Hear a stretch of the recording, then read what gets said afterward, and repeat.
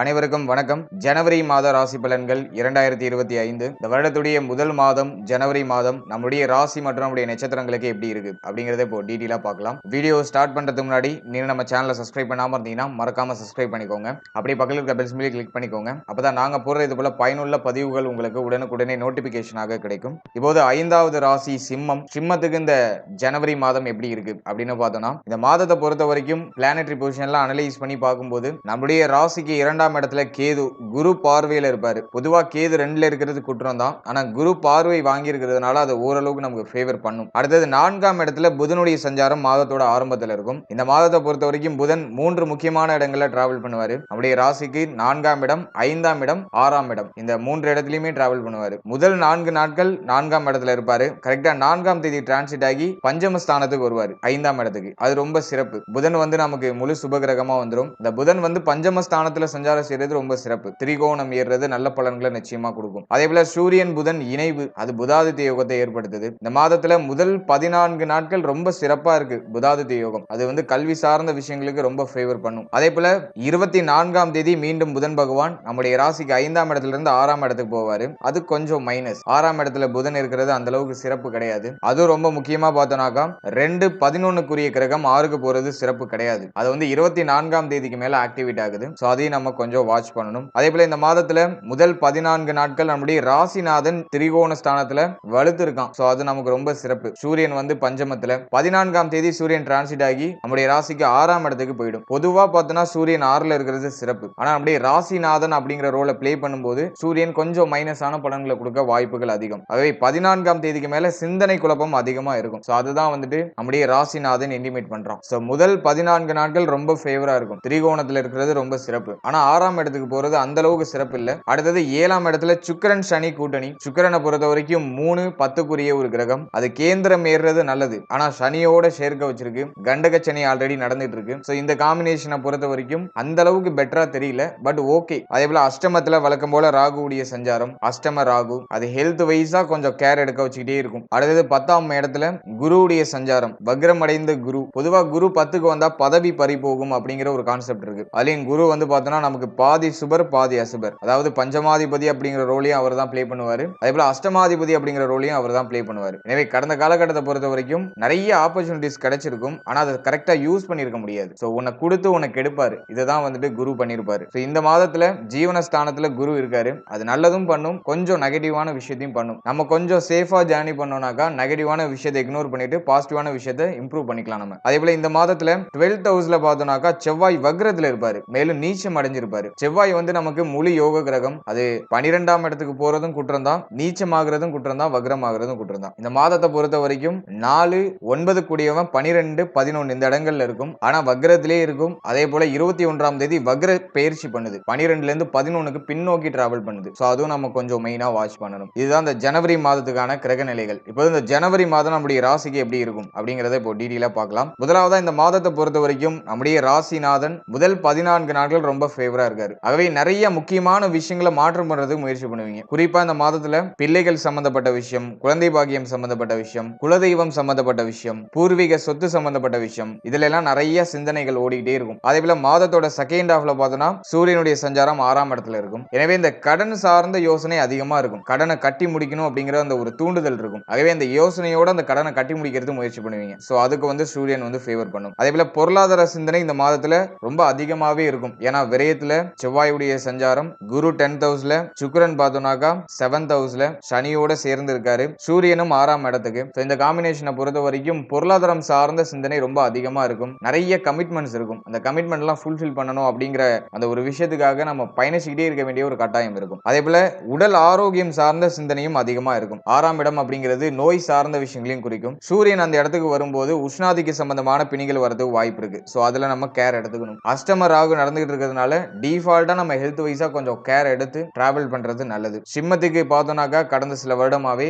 உடல் ஆரோக்கியம் சார்ந்த விஷயம் அந்த அளவுக்கு சப்போர்ட் பண்ணல. நம்ம யோசிக்கிற விஷயத்தை செயல்படுத்துறதுக்கு நம்முடைய ஹெல்த் அந்த அளவுக்கு சப்போர்ட் பண்ணிருக்காது. அதே போல மன ஆரோக்கியமும் வெகுவா பாதிக்கப்பட்டு தான் இருக்காங்க. மன ஆரோக்கியமும் அந்த அளவுக்கு சிறப்பா இருந்துச்சு அப்படின்லாம் சொல்ல முடியாது. ஆனா 7ஆம் இடம் 8ஆம் இடம் இந்த 2 ஸ்தானமும் ஆக்டிவேட் ஆகும்போது உடல் மனம் இது ரெண்டுமே மேக்சிமம் பலவீனம் படுத்தி விட்டுரும். இந்த மாதத்தை பொறுத்த வரைக்கும் சூரியன் 6ஆம் இடத்துக்கு போறது உடல் ஆரோக்கியம் சார்ந்த சிந்தனையை கொஞ்சம் அதிகமா கொடுக்கும். ஹெல்த் வைஸா நம்ம கொஞ்சம் கேர் எடுத்துக்கணும், கொஞ்சம் மருத்துவ செலவு பண்ணி நம்முடைய உடல் ஆரோக்கியத்தை இம்ப்ரூவ் பண்ணிக்கணும் அப்படிங்கிற சிந்தனை எல்லாம் கொடுக்கும். என்னை பொறுத்த வரைக்கும் இது நல்லதுதான், கெடுதல் அப்படின்னு எல்லாம் சொல்றது கிடையாது. ஏன்னா நமக்கு ஏதாச்சும் ஹெல்த் வைஸா இஷ்யூஸ் இருக்குனாக்கா அது நம்மளுடைய சிந்தனையில வந்தாதான் அதை சரி செய்யறதுக்கான வழிகள் நமக்கு கிடைக்கும். எனவே உடல் ஆரோக்கிய ரீதியா மருத்துவ செலவுகளோட நல்ல ஒரு இம்ப்ரூவ்மெண்ட் அப்படிங்கிறது இருக்கும். சோ அதை நம்ம பாசிட்டிவாவே எடுத்துக்கலாம், நெகட்டிவா எடுத்துக்க வேண்டாம். அதே போல இந்த போட்டி சம்பந்தமான எண்ணங்கள் அதிகமா இருக்கும். நம்ம ஒரு உத்தியோகமோ தொழிலோ பார்க்குற இடத்துல நமக்கு நிறைய போட்டி வரும். நமக்கு ஒரு விஷயம் கிடைக்குமா கிடைக்காதா அப்படிங்கிற மாதிரியான சிந்தனை ஓட்டம்லாம் அந்த மாதத்துல கொஞ்சம் அதிகமா இருக்கும். இருப்பினும் அதெல்லாம் மேனேஜ் பண்ணிடுவீங்க. சோ அதுதான் ரொம்ப பியூட்டியான விஷயமே. சிம்மத்திட்ட இருக்கிற ஒரு பியூட்டியான விஷயம் என்னன்னாக்கா எந்த ஒரு விஷயத்தை நினைச்சும் பெருசா கலங்க மாட்டாங்க. எது நடந்தாலும் பாத்துக்கலாம் அப்படிங்கிற அந்த ஒரு மன வல்லமை சிம்மத்துக்கிட்ட இயற்கையாவே இருக்கும். ஏன்னா சிம்மம் தான் வந்துட்டு சூரியனுடைய ராசி. சூரியனே வந்துட்டு ஒரு ராஜ கிரகம். அதுவே மேக்சிமம் பார்த்தோன்னா பெருசா எதுக்கும் உடஞ்சு போக மாட்டாங்க. எவ்வளவு டவுனான சுச்சுவேஷன் வந்தாலும் அதை ஹேண்டில் பண்ற கெப்பாசிட்டி உங்களோட டிஃபால்ட்டாவே இருக்கும். அது வந்து சிம்மத்திட்ட இருக்கிற ஒரு பியூட்டியான விஷயம். இந்த மாதத்தை பொறுத்த வரைக்கும் ஃபர்ஸ்ட் ஹாஃப் ரொம்ப ஃபேவரா இருக்கு, செகண்ட் ஹாஃப் கொஞ்சம் வீக்கா இருக்கு. ஆனா அதை நீங்க மேனேஜ் பண்ணிடுவீங்க அப்படிங்கிறது தான் என்னுடைய கருத்து. அடுத்த 7th ஹவுஸ்ல சுக்கிரன் சனி கூட்டணி. திருமணம் ஆகாதவர்களுக்கு திருமணம் சார்ந்த யோசனை கவலையை கொடுத்துரும். திருமணம் என்ன நடக்கலையே, ஒரு நல்ல செய்தி கிடைக்க மாட்டேதே அப்படிங்கிற மாதிரி ஒரு வருத்தத்தை கொடுக்கும். அதே போல திருமணம் ஆனவர்களுக்கு வாழ்க்கை துணையால ஏதாச்சும் மன சஞ்சலங்கள் மன வருத்தங்களை கொடுக்கும். ஆல்ரெடி சிம்மத்துக்கு வாழ்க்கை துணையோட ஒரு போராட்டமான ஒரு சிச்சுவேஷன் தான் ஏதோ ஒரு வகையில மன வருத்தத்தை கொடுத்திருக்கும். உங்களால அவர்களுக்கோ அவர்களால உங்களுக்கோ ஏதோ ஒரு மாதிரியான கலக்கங்களை கொடுத்திருக்கும். இப்போ சுக்கிரனும் ஆட் ஆகுறதுனால இது வந்து அந்த உத்தியோகத்துல இருக்கிற பிரஷர், பிசினஸ்ல இருக்கிற பிரஷர், இந்த பிரஷர் எல்லாம் நம்ம வந்துட்டு நம்முடைய வாழ்க்கை துணை மேல காட்டுறதுலாம் வாய்ப்பு இருக்கு. ஆகவே அதெல்லாம் நம்ம கொஞ்சம் மேனேஜ் பண்ணி புத்தி சாதுரியத்தோட செயல்படணும். மேக்சிமம் வாழ்க்கை துணை சம்பந்தப்பட்ட விஷயங்களை கேர் எடுத்து கவனமா இருக்கணும். வாழ்க்கை துணையோட எந்த ஒரு கருத்து போராட்டமும் இல்லாம அவர்களை அனுசரிச்சு செயல்படுறது நல்லது. மேலும் இந்த மாதத்துல அவருடைய உடல் ஆரோக்கியம் சார்ந்த விஷயங்களை கவனம் வச்சுக்கிறது சிறப்பு. அதே போல 3ஆம் அதிபதி 7ஆம் இடத்துல நல்ல நிலையில அமர்ந்திருக்கான். சனியோட இருந்தாலுமே 3ஆம் அதிபதி கேந்திரத்துல ஏறுறது நிறைய முயற்சிகளை கொடுக்க வைக்கும். நிறைய புது புது விஷயங்களை இறங்குறது, புதுசா முயற்சி பண்றது, தடைகளை கண்டு தயங்காம நம்ம அடுத்த லெவலை நோக்கி யோசிக்கிறது. சோ அதெல்லாமே சிறப்பான முறையில் இருக்கும். அதுவே முயற்சி பல மடங்காக இருக்கும். நீங்க ஒரு புது விஷயத்துக்கு ட்ரை பண்ணணும்னா அது இந்த மாதிரில ஸ்டார்ட் பண்ணலாம், ட்ரை பண்ணலாம். குறிப்பா ஜாப், பிசினஸ் இது சம்பந்தமா ஏதாச்சும் ட்ரை பண்ணணும்னு ஆசைப்படுறீங்கன்னாக்கா அதை இந்த மாதத்துல தாராளமா செயல்படுத்தலாம். கண்டக சனி, அஷ்டம ராகு இது நடந்துகிட்டு இருக்கிறதுனால ஹெல்த் வைஸா கேர் எடுத்துக்கோங்க. சோ ஹெல்த் தான் இப்போ உங்களுக்கு பெருசா தடையா இருக்கிற மாதிரி ஒரு ஃபீலை கொடுக்கும். அதே போல இன்வெஸ்ட்மெண்ட் சம்பந்தமான விஷயங்களையும் கவனமா இருந்துக்கணும். இந்த நேரத்துல அதீதமான முதலீடு எதுலையுமே பண்ணக்கூடாது. கொஞ்சம் சேஃபான ஜோன்லயே டிராவல் பண்ணுங்க. கடன் வாங்கி ஏதாச்சும் இன்வெஸ்ட் பண்ணலாம்னு நினைக்கிறதெல்லாம் தப்பு. சோ அதெல்லாம் கொஞ்சம் அவாய்ட் பண்ணிக்கோங்க. கடன் வாங்கி எதையும் இம்ப்ரூவ்மெண்ட் பண்ணாதீங்க. சோ அது உங்களுக்கு இருக்கிற ஒரு ட்ராப் தான்.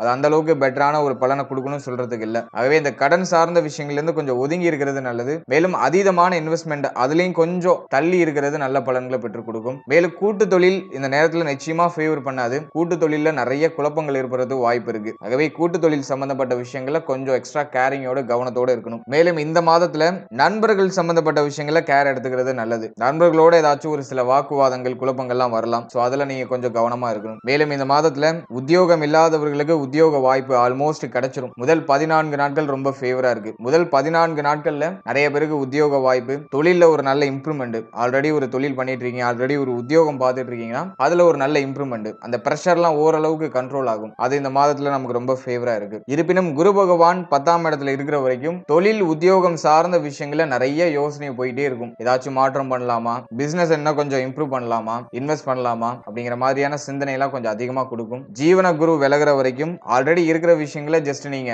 மூவ் ஆன் பண்றதுதான் சிறப்பு. ரொம்ப பெரிய விஷயங்களை இறங்கி அகலகால் வைக்க வேண்டாம் அப்படிங்கிறது என்னுடைய கருத்து. அடுத்தது செவ்வாய் வந்து விரயம் 11 இந்த இடங்கள் எல்லாம் வக்ரத்துல தான் இருக்காரு. ஆகவே இந்த மாதம் பொருளாதாரம் சம்பந்தமான விஷயங்கள்ல கூடுதல் விழிப்புணர்வோட இருக்கணும். பொருளாதாரம் உங்களுக்கு ஒரு பெரிய தடையா இருக்கலாம் இந்த மாதத்துல. அதே போல கமிட்மெண்ட் அதிகமா இருக்கலாம். 4ஆம் அதிபதி பாகியாதிபதி விரயத்துல. பொதுவா 4ஆம் அதிபதி விரயத்துல இருக்கும்போது நிறைய அலைச்சல், டயத்துக்கு சாப்பிட முடியாத ஒரு சுச்சுவேஷன், டயத்துக்கு தூங்க முடியாத ஒரு சுச்சுவேஷன், அதிகமா ஹார்ட் ஒர்க் பண்ண வேண்டிய ஒரு கட்டாயம் இதை ஏற்படுத்துது. அதே போல தாயாருக்கு ஏதாச்சும் ஒரு சில விரைய செலவுகளை செய்ய வைக்கும். எனவே தாய் சார்ந்த விஷயங்களை கொஞ்சம் கவனம் செலுத்துறது நல்லது. மேலும் இந்த வண்டி வாகனம் வீடு பழுது பார்க்கிறது இது சார்ந்த வகையில ஏதாச்சும் விரைய செலவுகளை செய்ய வைக்கும். அதுலயும் நம்ம கொஞ்சம் கவனம் செலுத்தி செயல்படுறது நல்லது. அதே போல பாகியாதிபதி விரயத்துல இருக்காரு. பாகியாதிபதி விரயத்துல இருக்கிறதுனால தந்தை சார்ந்த வகையில ஏதாச்சும் விரைய செலவுகளை செய்ய வைக்கும். தந்தை சார்ந்த விஷயங்களை ஏதாச்சும் ஒரு சில வருத்தங்களை கொடுக்கலாம். சோ அதெல்லாம் நீங்க கொஞ்சம் கேர் எடுத்துக்கிறது நல்லது. மேலும் இந்த மாதத்துல பாக்கியங்கள் அதாவது தங்க அணிகலன்கள் அப்படின்னா பத்திரங்கள் ஏதாச்சும் ஒரு விஷயத்த நம்ம கையில இருக்கிற விஷயத்த அடகு வச்சு ஏதாச்சும் புதிய விஷயம் பண்றதுக்கு ட்ரை பண்றது. அந்த ஒரு பிரார்த்தனை இந்த மாதத்துல இருக்கு. அடுத்தது ஃபேமிலி 2ஆம் இடத்துல கேது. அது வந்து ஆல்ரெடி பார்த்தோம்னா ஃபேமிலிக்குள்ள ஒரு சலசலப்பான சுச்சுவேஷன் மோட்டிவேஷனை கொடுத்துட்டு இருக்கு. இருப்பினும் குரு பார்வையில கேது இருக்கிறதுனால ஃபேமிலிக்குள்ள இருக்கிற குழப்பம், கவலை, வருத்தம் இது வந்து ஆப்போசிட்ல வெளியில இருக்கிறவங்களுக்கு பெருசா தெரியாது. நம்ம வீட்ல நடக்கிறது நம்ம வீட்டுக்குள்ளேயே மட்டும்தான் இருக்கும். வெளியில உள்ளவங்க பாக்குறப்போ நம்ம கொஞ்சம் நல்லா இருக்கிற மாதிரி ஒரு கண்ணோட்டத்தை கொடுக்கும். அதுதான் குரு பார்வை அப்படிங்கிறது. குழப்பங்கள் உள்ளுக்குள்ளேயே இருக்கும், வெளியில அது பப்ளிஷ் ஆகாது. சோ அதுதான் குரு பார்வைன்னு சொல்றது. பொறுத்த வரைக்கும் ஃபேமிலி சம்பந்தமான விஷயங்களை கொஞ்சம் கேர் எடுத்துக்கணும். ஏன்னா மாதத்தோட எண்டிங்ல பார்த்தோம்னாக்கா 4ஆம் அதிபதி 6ஆம் இடத்துக்கு போவாரு. சோ அது வந்து ஃபேமிலில அதிகமான தேவை, கடன் சுமை இதெல்லாம் குறிக்குது. கடன் வாங்கி ஃபேமிலில ஒரு இம்ப்ரூவ்மெண்ட் பண்றது, கடன் வாங்கி ஏதாச்சும் மாற்றம் பண்றது, இது சார்ந்த வகையில இழுத்து விடலாம். ரொம்ப அத்தியாவசியமான மாற்றங்களை மட்டும் பண்ணுங்க. அத்தியாவசியம் இல்லாத விஷயங்கள்ல இறங்காம இருக்கிறது சிறப்பு. மற்றபடி கேது 2ல இருக்கிற வரைக்கும் இந்த பேச்சு வார்த்தைகள்ல கவனமா இருக்கணும். அவசரப்பட்டு எந்த ஒரு வார்த்தைகளையும் விட்டுறக்கூடாது. ஏன்னா அந்த நேரத்துல நம்மள அறியாமலே நம்மளுடைய சீக்ரெட் எல்லாம் அப்படியே உழையிடும். அதுதான் 2ல இருக்கிற கேதுன்னு சொல்றது. மேக்ஸிமம் ஃபேமிலில வாக்குவாதத்தை அவாய்ட் பண்ணிக்கணும். ஃபேமிலி மெம்பர்ஸ் கூட எந்த ஒரு வாக்குவாதமும் இல்லாம எல்லாரையும் அனுசரிச்சு செயல்படுறதுக்கு ட்ரை பண்ணணும். இந்த மாதத்துல புதன் ஆதித்ய யோகம் ரொம்ப சிறப்பா இருக்கு. மாணவ மாணவிகளுக்கு இந்த மாதம் ரொம்ப சிறப்பான மாதமா இருக்கும். முதல் 14 நாட்கள் மாணவ மாணவிகளுக்கு இருந்த குழப்பங்கள்லாம் விலகி ஒரு தெளிவான சிச்சுவேஷனுக்குள்ள வருவாங்க. படிப்பு சார்ந்த வகையில் ஏதாச்சும் சுபவிரய செலவுகளை இந்த மாதத்துல மேற்கொள்றதுக்கு வாய்ப்புகள் அதிகம். ஓவரால் அந்த ஜனவரி மாதத்தை பொறுத்த வரைக்கும் நமக்கு பல வகையில நல்ல ஒரு மாற்றம், நல்ல ஒரு வளர்ச்சி நிச்சயமா இருக்கு. ஏன்னா நம்முடைய ராசிநாதன் வலுத்து இருக்காரு, அது நமக்கு சிறப்பு தான். இருப்பினும் அந்த பொருளாதாரம், உடல் ஆரோக்கியம், தொழில், உத்தியோகம் சம்பந்தப்பட்ட விஷயம் இதெல்லாம் அந்த அளவுக்கு ஸ்டேபிளா வந்திருக்குன்னு சொல்ல முடியல. 7, 8, 10ஆம் இடம், 11, 12 இந்த இடங்கள்லாம் ஆக்டிவேட்ல இருக்கு. கொஞ்சம் மைனஸான சிச்சுவேஷன்லயும் இருக்கு. ஆகவே இதுல எல்லாம் நம்ம கவனம் செலுத்திக்கணும். அதே போல வாழ்க்கை துணை, திருமணம் இது சார்ந்த விஷயத்திலையும் நம்ம கொஞ்சம் கேர் எடுத்து செயல்படுறது நல்லது. இந்த ஜனவரி மாதத்தை பொறுத்த வரைக்கும் புதிய விஷயங்களுக்கு அடித்தளத்தை கொடுக்கும். புதுசா ஏதாச்சும் பண்றதுக்கு ஒரு ஹிண்ட்டை கொடுக்கும். சோ அது நமக்கு ஒரு ஃபேவரான பலனையும் பெற்றுக் கொடுக்கும். வாழ்த்துக்கள். இப்போ நீங்க இதுவரைக்கும் பார்த்த பலன்கள் எல்லாமே ஜஸ்ட் ஒரு கோச்சார பொது பலன்கள் தான். இந்த பலன்கள் எல்லாமே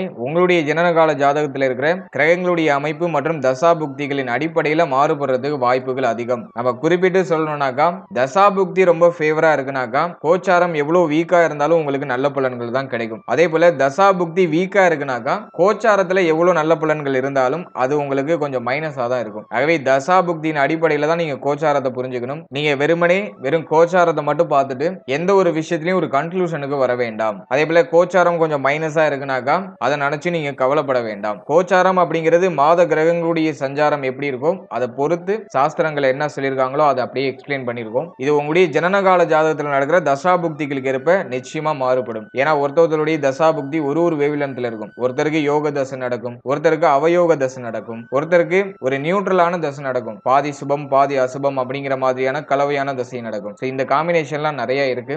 வெறும் கோச்சாரத்தை மட்டும் பார்த்து எதையும் நீங்க குழப்பிக்காதீங்க. அதே போல நம்மள நிறைய பேர் பார்த்தோம்னாக்கா ஒரே நேரத்துல 4-5 யூடியூப் சேனல்ல பார்த்து ரொம்ப குழப்பிக்கிறாங்க. ஒருத்தவங்க ஒரு மாதிரியான அனுபவ ரீதியான செயல்பாடுகள்ல பலன்கள் சொல்லுவாங்க. ஆகவே நீங்க நிறைய யூடியூப் சேனல்ல வீடியோஸ் பார்த்தீங்கன்னா உங்களுக்கு குழப்பம் தான் மிஞ்சும். உங்களுக்கு எந்த சேனல் சூட்டபிளா இருக்கோ அந்த சேனலை சூஸ் பண்ணி ரெகுலரா அதே சேனலை ஃபாலோ பண்ணுங்க. குறைஞ்சபட்சம் ஒரு 3ல இருந்து 4 மாதம் ஒரே சேனலை நீங்க ஃபாலோ பண்ணீங்கன்னா தான் உங்களுக்கு ஒரு சின்ன அண்டர்ஸ்டாண்டிங் ஆச்சு கிடைக்கும். ஆகவே உங்களுக்கு எந்த சேனல் சூட்டபிளா இருக்குன்னு நினைக்கிறீங்களோ அந்த சேனலை நீங்க ஃபாலோ பண்ணி அதிலேயே டிராவல் பண்ணுங்க. ஒரே நேரத்துல 4-5 சேனல்ல பார்த்து ரொம்ப குழப்பிக்காதீங்க. அதுவே உங்களுக்கு பெரிய மன உளைச்சலை கொடுக்கும். கோச்சாரம் ஜஸ்ட் ஒரு கிளான்ஸுக்கு மட்டும் தான் நீங்க பாத்துக்கணும். இது அப்படியே எடுத்து உங்க லைஃப்ல ரொம்ப அப்படியே அப்ளை பண்ணிக்கலாம் இருக்கக்கூடாது. ஜஸ்ட் ஒரு கிளான்ஸுக்கு பார்த்துட்டு அதுக்கு தகுந்த மாதிரி நம்மளுடைய பிளான் எல்லாம் அப்படியே மாற்றி நமக்கு சாதகமா அமைச்சுக்கிறது சிறப்பு. மேலும் நம்மளுடைய சேனல்ல இதுக்கு முன்னாடி புத்தாண்டு சிறப்பு பலன்கள் ராசிக்கும் நட்சத்திரத்துக்கும் ரொம்ப டீப்பா ரிலீஸ் பண்ணியாச்சு. அந்த வீடியோக்கான லிங்க் டிஸ்கிரிப்ஷன்ல இருக்கு. இந்த 2025 நம்முடைய ராசி மற்றும் நம்முடைய நட்சத்திரங்களுக்கு எப்படி போக போகுது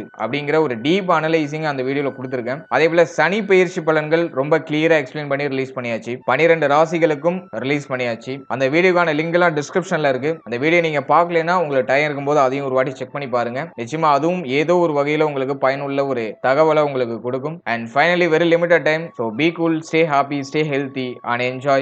வாழ்த்துக்கள்.